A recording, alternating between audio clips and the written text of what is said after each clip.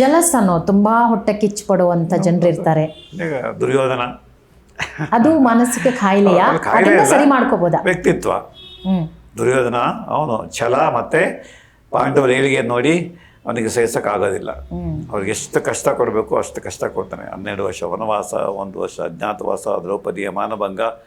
ಕೊನೆ ಕೃಷ್ಣ ಹೋಗಿ ಬೇಡಪ್ಪ ಯುದ್ಧ ಬೇಡ, 5 ಗ್ರಾಮ ಕೊಡೋ ಸಾಕು, ನೀನು ಕಿತ್ಕೊಂಡಿದೀಯಾ, 5 ಗ್ರಾಮ ಕೊಡೋ ಸಾಕು, ಕುರುಕ್ಷೇತ್ರ ಯುದ್ಧ ಯುದ್ಧಕ್ಕೆ ಬಾ ಅಂತಂದು, ಶಕ್ತಿ ಇದ್ರೆ ಗೆದ್ಕೊಳ್ಳಿ, ನಾನು ಕೊಡಲ್ಲ ಹೋಗು ಅಂತಾನೆ.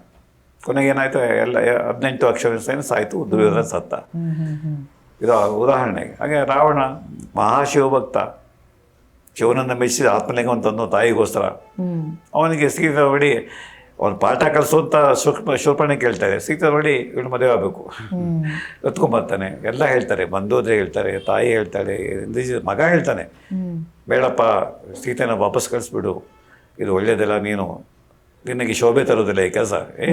ಆಗಲ್ಲ, ಬರಲಿ ರಾಮನ ಕೊಂದಾಗ್ತೀನಿ, ಸೀತೆನ ಮದುವೆ ಆಗದೆ ಬೇರೆ ದಾರಿನೇ ಅವಳಿಗೆ. ಏನಾಯ್ತು, ರಾವಣ ಸತ್ತ.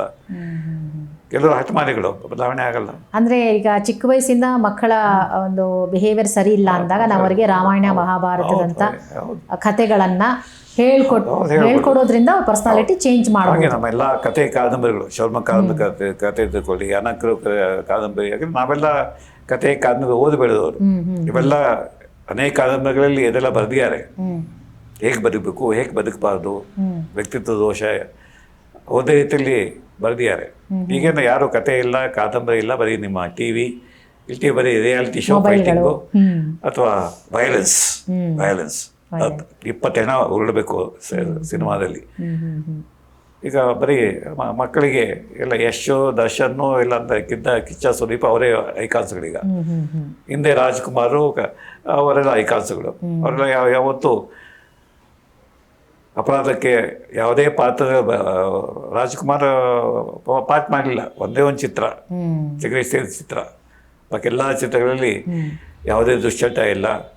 ಸಂಸಾರಕ್ಕೋಸ್ಕರ, ಅಣ್ತಮ್ರಿಗೋಸ್ಕರ ಕೆಲಸ ಮಾಡಿದಂಥ ಪಾತ್ರಗಳು. ಈಗ ಸಮಾಜಕ್ಕೆ ವಿರುದ್ಧವಾಗಿ ಕೆಲಸ ಮಾಡ್ತಕ್ಕಂಥ ಪಾತ್ರಗಳಿಗೆ ಈಗ ಹೆಚ್ಚು ಬೆಲೆ.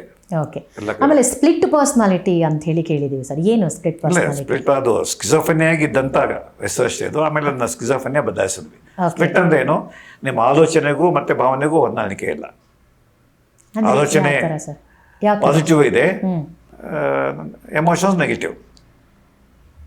ಅಂದ್ರೆ ಎಕ್ಸಾಂಪಲ್ ಕೊಡೋದು, ಉದಾಹರಣೆಗೆ ನಾನು ನಿಮ್ಮನ್ನು ಪ್ರೀತಿಸುತ್ತೇನೆ ಅಂತ ಹೇಳ್ತೇನೆ, ಅದೇ ನಿಮ್ಮ ದ್ವೇಷಿಸುತ್ತೇನೆ. ನಾನು ಮಾಡೋದೆಲ್ಲ ದ್ವೇಷ, ಮತ್ಸರ. ಬಾಯಿನ ಮತ್ತೆ ನೀವು ಪ್ರೀತಿಸುತ್ತೇನೆ, ನೀವು ನನ್ನ ಒಳ್ಳೆಯ ಸ್ನೇಹಿತ ಬಾಯಿನ ಹೇಳ್ತೇನೆ. ಇದು ಸ್ಪ್ಲಿಟ್ ಪರ್ಸನಾಲಿಟಿ. ಅಥವಾ ಒಂದು ಸನ್ನಿವೇಶದಲ್ಲಿ ಒಂಥರ ನೋಡ್ಕೊಳ್ಳೋದು, ಇನ್ನೊಂದು ಸನ್ನಿವೇಶ ಇನ್ನೊಂಥರ ನೋಡ್ಕೊಳ್ಳೋದು. ಅದನ್ನ ಸ್ಕಿಜೋಫ್ರೆನಿಯಾ ಅಂತೇವೆ. ಅಲ್ಲಿ ಭ್ರಮೆಗಳು ಬರ್ತವೆ. ಹಾಗೆ ಆಲೋಚನೆಗೂ ಭಾವನೆಗೂ ಹೊಂದಾಣಿಕೆ ಇಲ್ಲ, ಮಾತುಕತೆಗೂ ಮತ್ತೆ ಅವರ ಆಸೆಗಳಿಗೂ ಹೊಂದಾಣಿಕೆ ಇರೋದಿಲ್ಲ. ಅದು ಸ್ಪ್ಲಿಟ್ ಪರ್ಸನಾಲಿಟಿ. ಅದು ಹಳೆ ಪದ, ಅದು ಈಗೆಲ್ಲ ಬಳಸಲಾಗಿದೆ. ಓಕೆ. ಆಮೇಲೆ ಏನು ವಿಚಾರದಲ್ಲೂ ಕೆಲವರಿಗೆ ಸ್ಯಾಟಿಸ್ಫ್ಯಾಕ್ಷನ್ನೇ ಇರೋಲ್ಲ, ಅತೃಪ್ತಿ. ಇದು ತೃಪ್ತಿಯಾಗಿರ್ತಕ್ಕಂಥದ್ದು ಆರೋಗ್ಯ ವ್ಯಕ್ತಿತ್ವದ ಒಂದು ಲಕ್ಷಣ. ತೃಪ್ತಿ, ಹಾಗೆ ವಾಸ್ತವಿಕತೆಗೆ ಹೊಂದ್ಕೊಳ್ತಕ್ಕಂಥದ್ದು, ಹಾಗೆ ತಕ್ಷಣ ರಿಯಾಕ್ಟ್ ಮಾಡ್ದೇ ರೆಸ್ಪಾಂಡ್ ಮಾಡ್ತಕ್ಕಂಥದ್ದು. ನೀವು ನಾನು ಬೈದ್ರಿ ತಕ್ಷಣ ನಾನು ನೀನು ಬೈಬೇಕು ಅನ್ಸುತ್ತೆ. ಅವ್ರಿಗೆ ಇಲ್ಲಪ್ಪ, ಅವರೇನೋ ಬೈದೇರೆ ನೋಡೋಣ, ಯಾಕೆ ಬೈದು ಅಂತ ಕೇಳೋಣ. ನಾನು ಮತ್ತೆ ಬೈಕ್ ಹೋಗಬಾರ್ದು. ಅಲ್ಲಿ ನಿಮ್ಮ ಆ್ಯಕ್ಷನ್ ರಿಯಾಕ್ಷನ್ನ ಸ್ವಲ್ಪ ಕಂಟ್ರೋಲ್ ಮಾಡಬೇಕು. ಹಾಗೆ ಯಾವುದು ಒಳ್ಳೆಯದು ಯಾವುದು ಕೆಟ್ಟದ್ದು ಅಂತಕ್ಕಂಥದ್ದನ್ನ ಯೋಚನೆ ಮಾಡಬೇಕು. ಈಗ ಅಡುಗೆ ಮದುವೆ ಬರ್ತಾರೆ, ಸರ್ ಜಾಮೂನ್ ಚೆನ್ನಾಗಿ ಇನ್ನೊಂದು ತೊಗೊಳಿದ್ದಾಗ ನಾನು ತೊಗೋಬೇಕಾ, ನಾನು ಡಯಾಬಿಟಿಕ್ ತೊಗೋಬೇಕಾ ಬೇಡೋರು ನಾನು ಯೋಚನೆ ಮಾಡಬೇಕು. ಹೋಗ್ತಾನೆ ಎಷ್ಟೋ ಜನ, ಹಾಕಿ ಸರ್ ಹಾಕಿ. ಈಗ ಹೇಳ್ತಾರೆ ಪ್ರೀತಿ ಕೊಟ್ಟರೆ ಪ್ರೀತಿನೇ ವಾಪಸ್ ಬರುತ್ತೆ, ಕೋಪಕ್ಕೆ ಕೋಪನೇ ಉತ್ತರ. ಅದು ಪರ್ಸನಾಲಿಟಿಯಿಂದ ವ್ಯತ್ಯಾಸ ಇದ್ರೆ ಪ್ರೀತಿ ಕೊಟ್ಟರೆ ಪ್ರೀತಿ ವಾಪಸ್ ಬರಲ್ಲ. ನೀವು ಇಬ್ರು ಸಹಜ ವ್ಯಕ್ತಿಗಳೇ ಪ್ರೀತಿಯಿಂದ ಪ್ರೀತಿ, ಸ್ನೇಹದಿಂದ ಸ್ನೇಹ. ಮತ್ತೆ ಪರ್ಸನಾಲಿಟೀಸ್ ಅಲ್ಲಿ ಪ್ರೀತಿಯಿಂದ ದ್ವೇಷ ಬರ್ತದೆ, ಸ್ನೇಹದಿಂದ ಶತ್ರುತ್ವ ಬರ್ತದೆ. ನೀವು ಸ್ನೇಹ ತೋರಿಸ್ಕೊಂಡಾಗ ಅವನು ನಿಮ್ಮ ಶತ್ರು ಅಂತಾನೆ ಪರಿಗಣಿಸ್ತಾರೆ. ನಾವು ಒಂದ್ಸಲಿ ಈಕೆ ಸರಿಯಾಗಿಲ್ಲ, ಇವರು ನೋಡೋಕ್ಕೆ ಸ್ನೇಹ ತೋರಿಸ್ತಾಳೆ ಅಷ್ಟೇ. ಒಂದ್ಸಲಿ ನಾನು ಹಾಳು ಮಾಡೋಕ್ಕೆ ಸಂಚು ಮಾಡ್ತೀವಿ, ಇನ್ಯಾರು ಹೇಳ್ಬಿಟ್ಟು ನಾನು ಚೂ ಬಿಡ್ತಾ ಇರೋಳು ಅಂತ. ಓಕೆ, ಇವಾಗ ಯಾರ್ದೋ ಮನಸ್ಸಲ್ಲಿ ನಮ್ಮ ಬಗ್ಗೆ ನೆಗೆಟಿವ್ ಫೀಲಿಂಗ್ಸ್ ಇದೆ, ನೆಗೆಟಿವ್ ಎಮೋಷನ್ಸ್ ಇದೆ. ಸೊ ನಾವು ಅವ್ರನ್ನ ನಮ್ಮ ಕಡೆ ಒಲಿಸ್ಕೊಳ್ಳೋದು ಅಥವಾ ಬದಲಾಯಿಸೋದು ಏನಾದ್ರು ಟ್ರಿಕ್ಸ್ಗಳು ಸರ್ ಇದು ಓಪನ್ ಟಾಕ್ ಅಷ್ಟೇ, ಓಪನ್ ಟಾಕ್ ಅಷ್ಟೇ.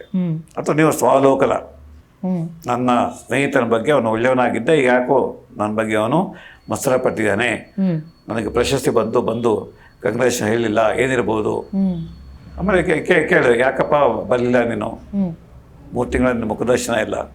ಅವನು ಉತ್ತರ ಕೊಡ್ತಾನೆ, ಇಲ್ಲ ಭಾಳ ಬ್ಯುಸಿ ಆಗಿಬಿಟ್ಟಿದೆ, ಅಥವಾ ನಾನು ಆರೋಗ್ಯ ಸರಿಯಾಗಿಲ್ಲ, ನಂಗೆ ಗೊತ್ತೇ ಇಲ್ಲ ಅದು. ಇಲ್ಲದೇ ನೋಡಿ 3 ತಿಂಗಳಿಂದ ಮುಖ ತೋರಿಸಿಲ್ಲ ಅವನು, ನನ್ನ ಕಂಡ ಆಗಲ್ಲ ಅವನಿಗೆ, ಅದು ಯಾರು ಚಾಡಿ ಹೇಳ್ಬಿಟ್ಟಿದ್ದಾರೆ ನನ್ನ ಬಗ್ಗೆ. ನಾನೇ ಊಹೆ ಮಾಡಿಕೊಂಡು ಇನ್ನೊಬ್ಬ ವ್ಯಕ್ತಿಯ ಬಗ್ಗೆ ತಪ್ಪು ಅಭಿಪ್ರಾಯವನ್ನು, ತಪ್ಪು ನಿರ್ಧಾರ ಮಾಡ್ತಕ್ಕಂಥದ್ದು. ಆಗ ಅದನ್ನು ಕ್ಲಾರಿಫಿಕೇಶನ್ ಅಷ್ಟೆ. ಅದೇ ಸಹನೆ. ನಾವು ತೃಪ್ತಿ ಮತ್ತು ಸಹನೆ ಬೆಳೆಸ್ಕೊಂಡ್ರೆ ಅದು ಭಾಳ ಮುಖ್ಯ ನಮಗೆ. ಇಲ್ಲ ಅನೇಕ ಜನಕ್ಕೆ ಸಹನೆ ಇಲ್ಲ, ತೃಪ್ತಿ ಇಲ್ಲ, ಹಾಗೆ ಆಸೆಗಳು, 108 ಆಸೆಗಳು, ವಾಸ್ತವಿಕತೆ ಬಗ್ಗೆ ಗಮನ ಇಲ್ಲ. ಓಕೆ.